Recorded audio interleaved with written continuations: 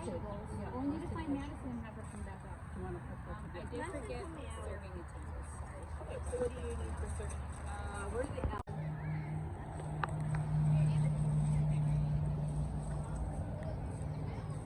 More chicken? Okay, well, stick them right here, and I got to put them on. I got to make a little bit more room. Hey, who's a cool guy? Say, I'm a cool guy.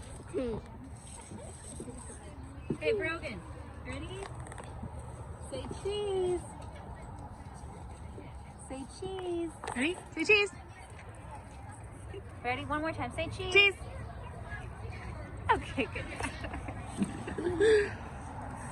I got a funny video.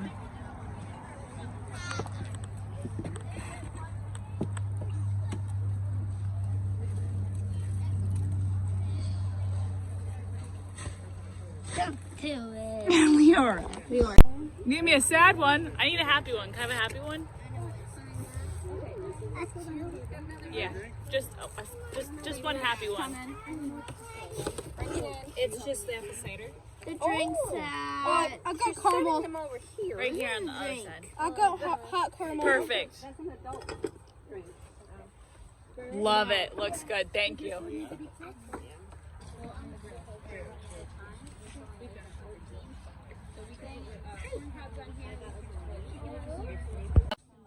Same boots. We are eating. Is everybody hungry?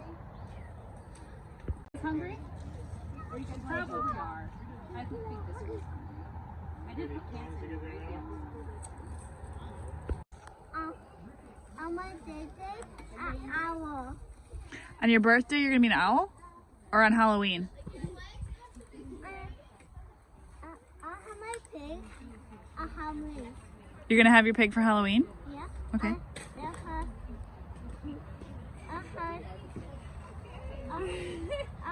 Owl. Owl. I'll take a picture in a second. Mama owl. She likes. I said my owl.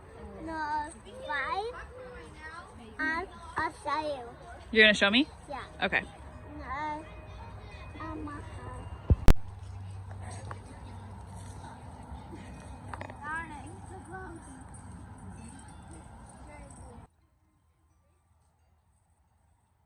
Yeah. Yes. One-handed.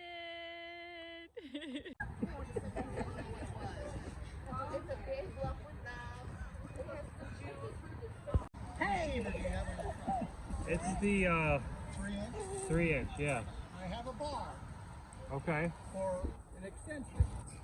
An extra length, just in case. Mine's already hooked into the Oh, right I on. mean, because it was 48 inches.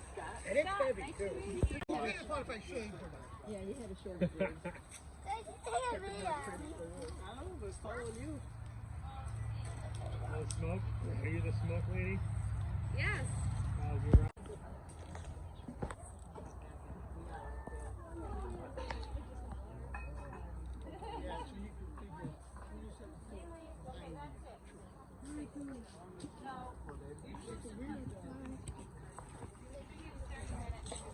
Oh, you're going to 35. fire. There's a lot of cold today.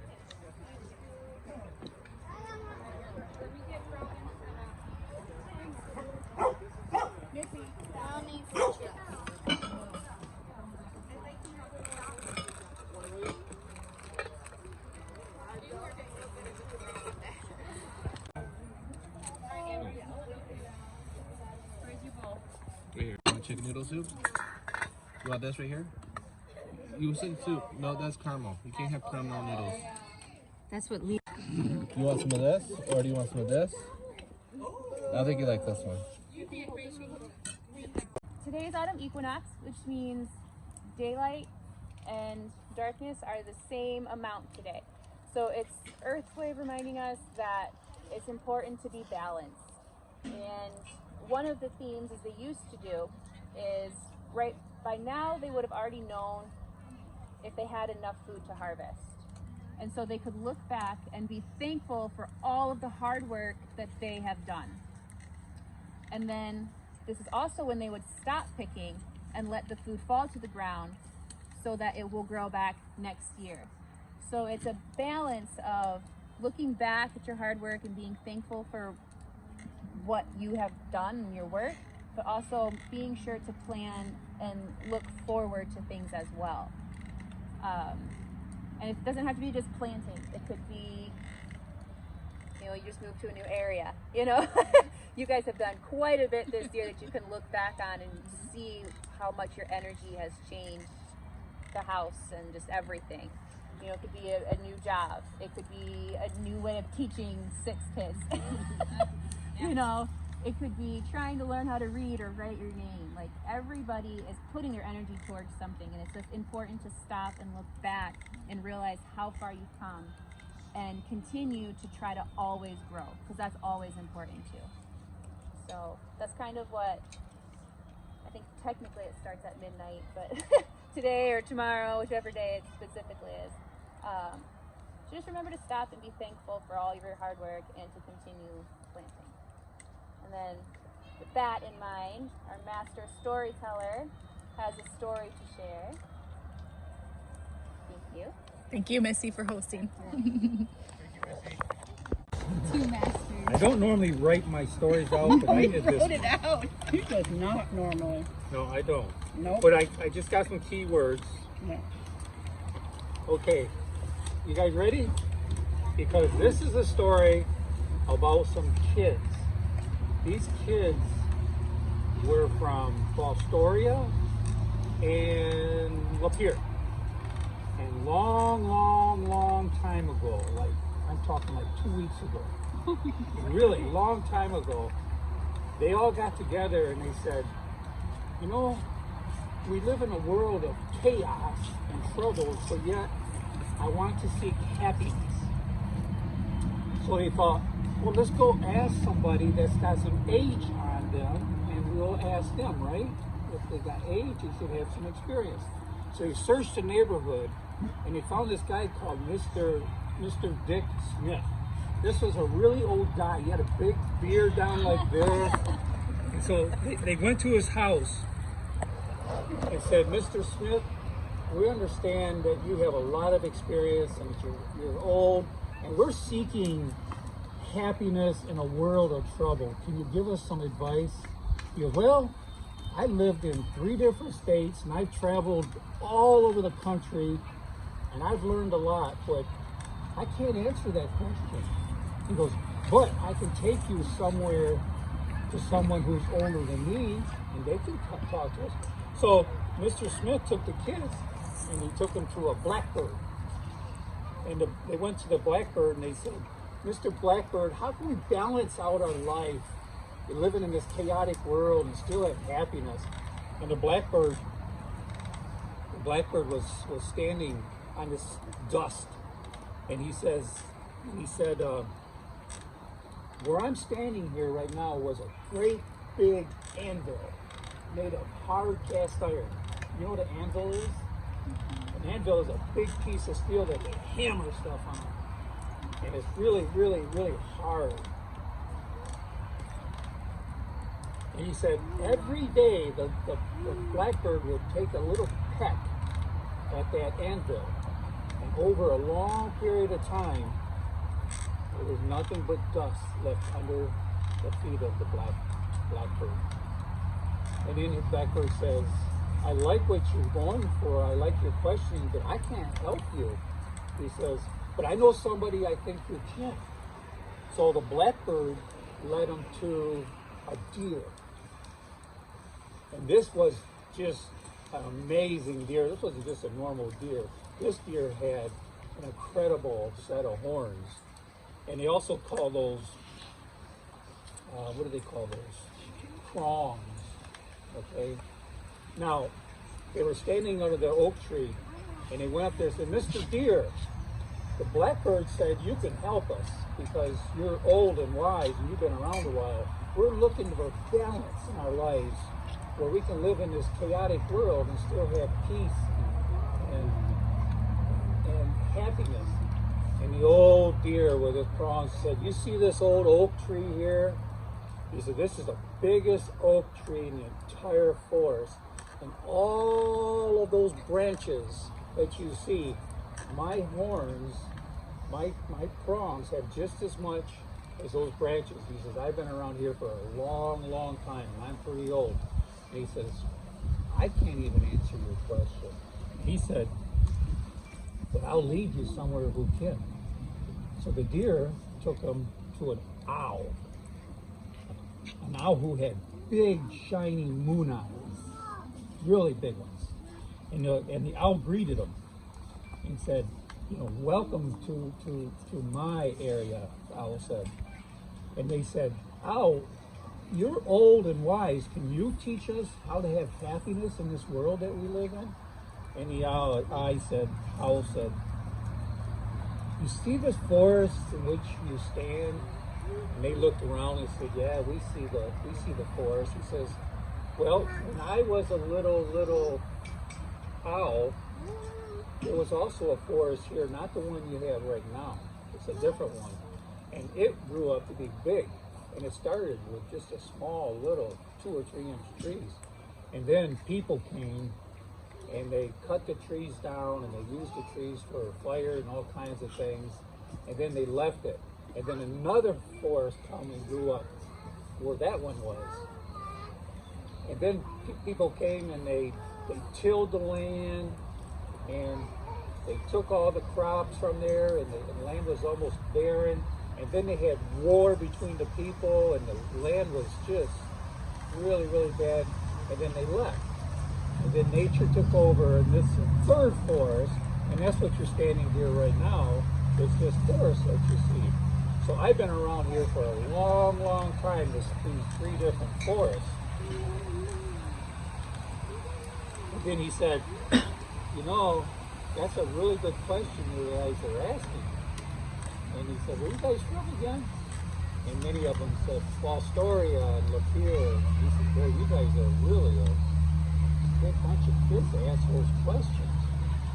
But I can't answer how to balance out happiness in a chaotic world that we live in. And so the kids started to get a little bit depressed, because they're not getting their questions. But the old owl said, wait a minute. I know somebody. He's an eagle. We'll go ask the eagle. So the owl took them all the way across the land, and they met this noble eagle. And they went up to the eagle, and they noticed that he had really sharp claws. They call them talons. And this eagle had talons that could cut the darkness, could cut right through the air and cut the air in two. And these were really, really special. They could do amazing things. And then the eagle said to the young kids, you see this tiny little rock between my talons? And we all looked and saw this little pebble. They said, yeah, we see it. He says, when I was first born, said the eagle, there was a big, huge stone that stood higher than any mountain on earth. And it reached up into the clouds. I would stand on the top of that stone. And at nighttime, I would peck the dart. And every time I pecked the dart, a new star showed up.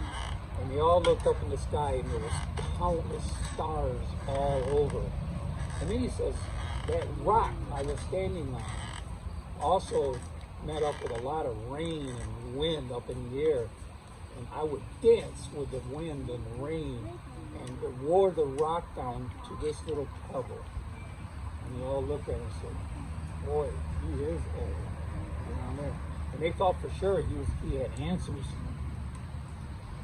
And then the eagle said, but I have no answer to your question. I don't know what to tell you. I don't know how you can balance out your life to have happiness in this chaotic world.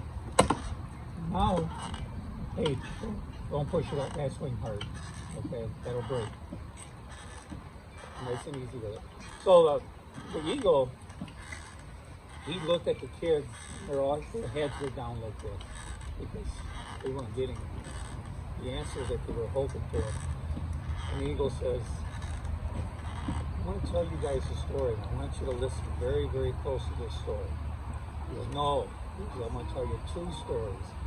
These 2 stories will give you the answer to what you're looking for.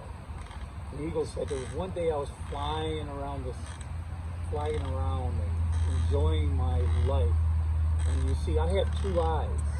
And one eye I can look down and spot something, and the other eye, it looks all around at the same time. And he said, I spotted an old man down there that was fishing. And I noticed he was pulling in fish at every cast. And he'd get these nice big fish, and he'd throw the big fish back into the water, but he'd keep these little ones. So he flew down, and he landed right by the fisherman. He said, fisherman, I'm puzzled. I'm confused. Why? Why are you throwing these big fish back into the water? You're keeping these little ones.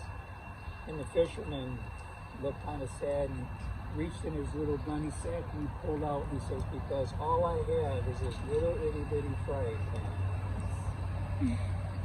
So he turned around. Now, what do you got to say about that? What do you think of that?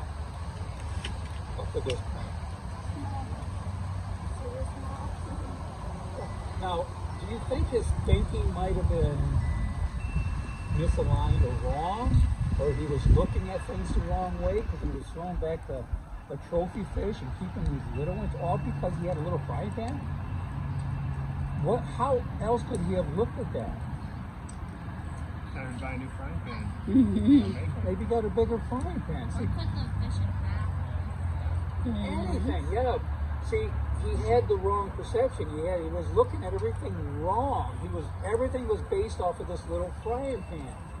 So there was a lesson into that. And so the eagle now was ready to tell the second story. And the second story I'm going to read. But I want you to listen to it close because it ties right in with the first one. Okay? Okay. It's a short one, but it's a good one.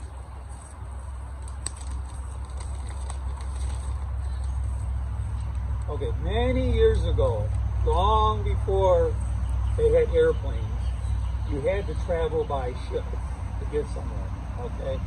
And a man wanted to visit the United States, but he lived in Europe. So he had to cross across the Atlantic Ocean on a ship. So he saved every penny he could get. And finally, after months of saving, he finally got enough money to buy a ticket on this cruise ship. And he did. He bought the ticket, and the trip itself took about 3 weeks to go across the Atlantic Ocean. And he knew he was going to be hungry.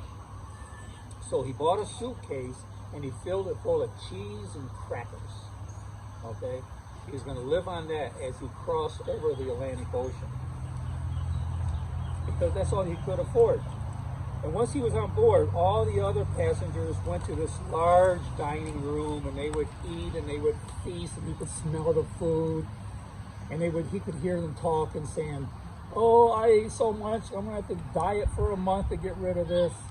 And it was just a fabulous meal. You could see it off the distance. You could see the people eating, and you could smell it. And he would go off into the corner and open his suitcase, and he'd eat his cheese and eat his crackers. And so that went on day after day after day. He could smell the food. It was delicious that they were serving in the dining room. And then he heard,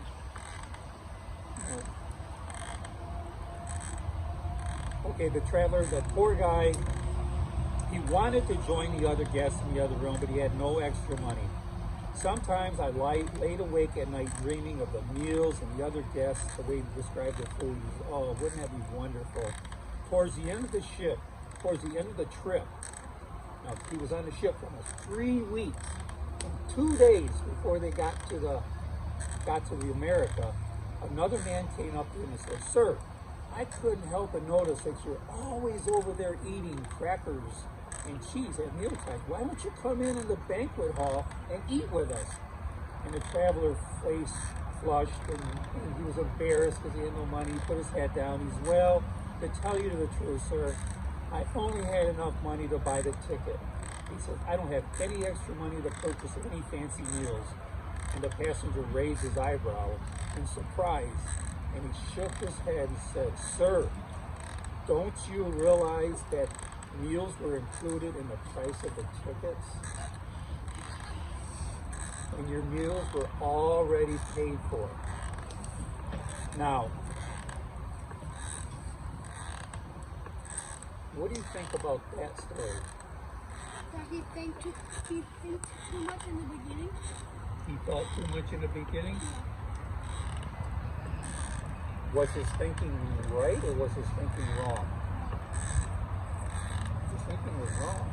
Yeah. And what did his wrong thinking, what happened to him because of that? He got depressed.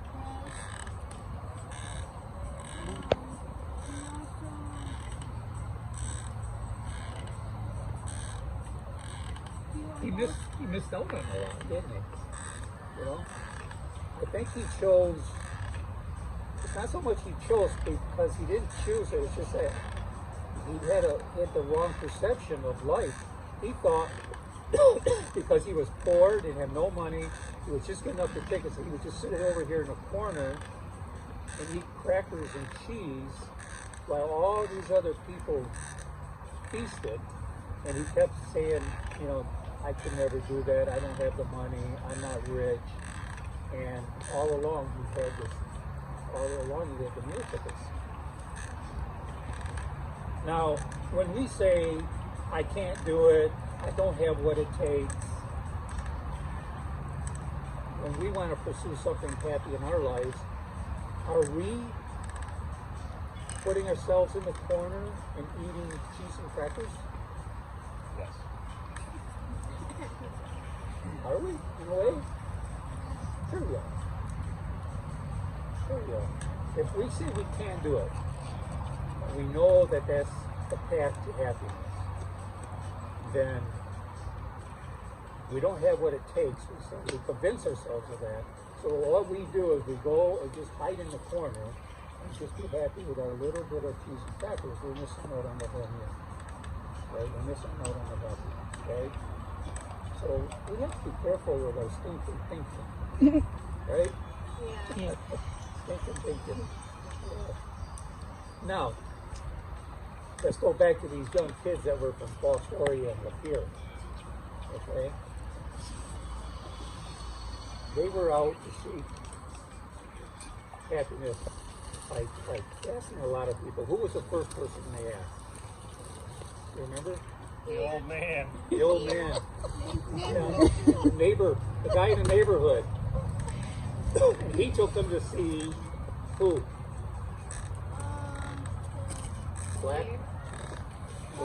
Blackbird. Yep. And he didn't have the answer for the kids. And where did the blackbird take them? The deer. To the deer. You say the deer. Yeah. The deer with a big prong, right? The size of an oak tree. And where did the deer take them? The owl. To the owl. So you guys are really listening. Not the eagle. Where did the owl take them? The eagle. To the eagle. Right. Where did the eagle take them? The eagle told the story. They kind of gave the answer to their question. Now, do you think these young kids from Fall Solstice and Lapeer, maybe, just maybe they had the wrong perception because they were looking for happiness in a chaotic world where they kind of focus more on the chaos and the troubles of the world when the happiness is right there within their grips? Just a thought. Just a thought. What's something that keeps us from finding our happiness? Mostly everything. Money, Money can be acquired. Money can be acquired. You know, you Fake money. But there's people with no money that can do that too, though. Money certainly helps.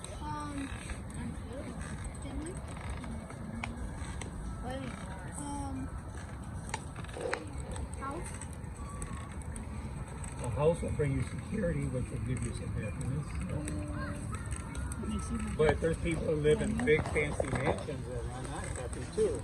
So a house in itself doesn't work for everybody, but it's certainly nice to have. Fishing. Fishing? Brings me happiness. Perception. Firewood. Firewood or fire? So, you guys are all on the right track, but let me tell you the answer of what you're saying. What you're saying is, I have to make a decision wherever I'm at to be happy with what I have. To be grateful and thankful for what I have. So if I don't have any money or very little, I can still be happy with what I have. If I have a little house and not a big house, I can still be happy, right? So happipiness is a what? Choice. Decision. Right? Yep. It's a decision that we make. Now, Missy, where's Aunt Missy? You're the host. Oh, she's coming in right now. Missy said something before she had me tell the story. You guys remember what she said about the food? She said, you take what you need of the food, you leave the rest on the trees, it drops on the ground and grows crops for next year. And we want to give something, we have to make a decision for the food we got. She said we got to give what? You got to give thanks? Okay. Now, I want everybody to just think one thought right now. Okay? One thought that you're really, really thankful for in your mind. Just one thought, and just kind of keep that there, and watch how everything changes and how you see things.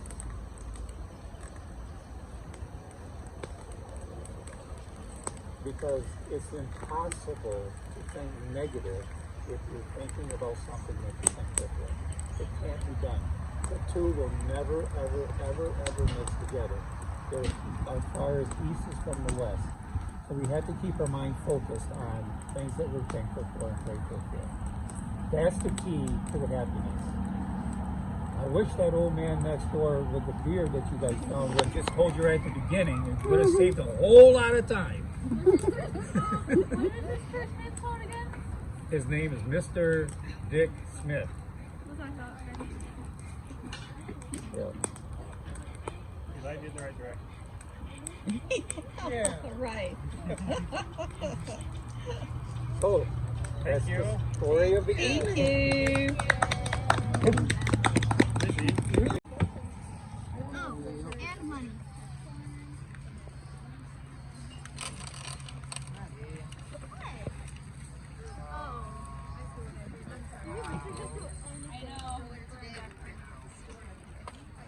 Me? Oh, how about you take this and put it in your bedroom? Yeah, put it in your bedroom. It's for you. Thank you, though.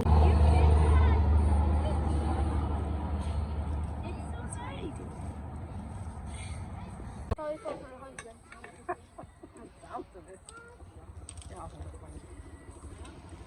Get around the edges where it's already soft. There you go.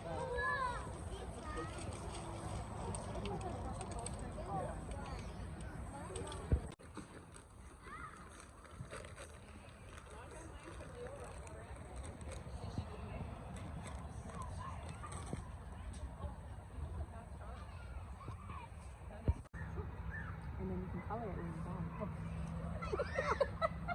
It came from. And then you want long hair, right? Yes. Are your hands cold? Do you want little gloves? No. Thank you. I mean, they might be cold after getting wet, but So what we're gonna do is we're gonna go ahead and take 4 pieces of 5. We're gonna take 5. 4 about the same size and then 1 smaller one. And you're gonna layer it biggest to smallest. What did I make? The dolly. A has a dolly. You can make a boy or a girl. even, but not that one. No. Right. Keep one out. We're gonna roll it. It's gonna be the arms. That's what it can be like a small, you know, kind of whatever piece. And if you look this up, you'll find there's a lot of different ways to do it. I'm doing these simple ways. Split it in half this way to separate 2 of them. And you're gonna kind of fold it in on itself, like this, and then there's your head. Okay. You're gonna put another rubber band where you want your head to be.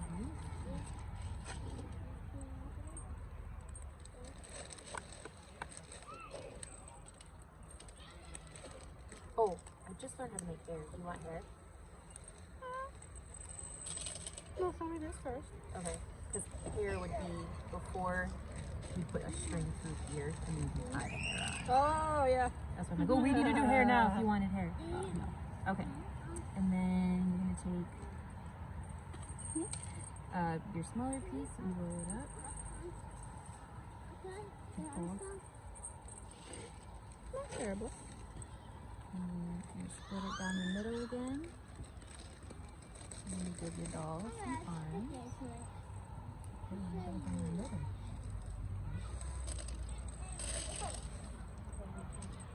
Cut them to the little size.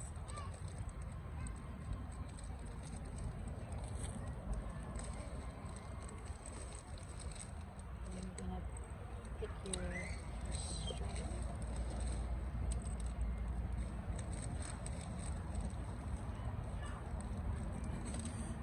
Must have got a thick one. Got a strong feller. I want orange too. This one then? And then you're just gonna wrap it around the bottom. Everybody, we're gonna go home and go night-night. But you did it Yeah, crisscross.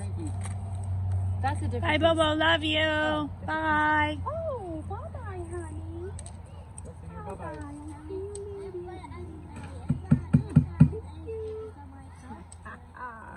Grandma kiss. Just to kind of wrap Okay, ready to go? just kind of I'll take you home. adjust it. Go. Go here and tell Baba. Say bye-bye. See you guys at home. Bye, Bobo.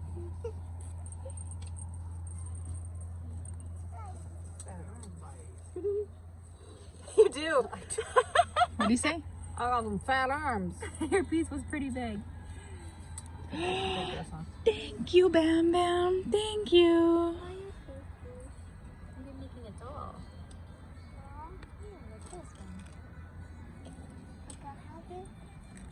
You can have this one. You want to be a boy or a girl? A girl? Okay. Or I can try to make you a different one with hair. Yeah? Okay. I'll make you one with hair. And then you can leave it like this. This is like the simplest version ever. You just hold up, stand it up. I like the wraps. You should take a picture with the alien wrist.